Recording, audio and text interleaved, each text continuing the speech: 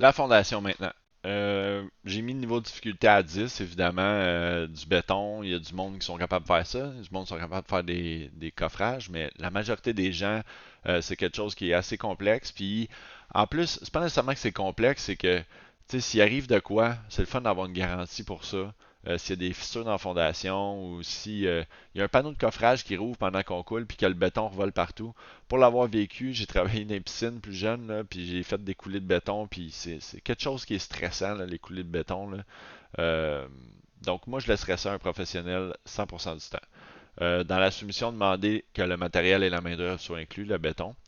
Euh, les tâches à accomplir, c'est assez simple. Le coffrage et le coulage de la semelle. La semelle, c'est la partie qu'on voit ici sur la photo qui a déjà été coulée au sol. La partie où ce que le mur de fondation vient s'appuyer. Ensuite, il vient décoffrer la semelle. Là, on parlait du gars d'excavation, lui qui vient faire son drain puis sa pierre nette à l'intérieur entre les semelles. Un coup que ça c'est fait, comme sur la photo, il amène ses panneaux de coffrage, il s'en vient faire son coffrage des murs extérieurs, la coulée du béton et il vient décoffrer les panneaux. Pendant cette étape-là, il y a des choses à passer dans la fondation.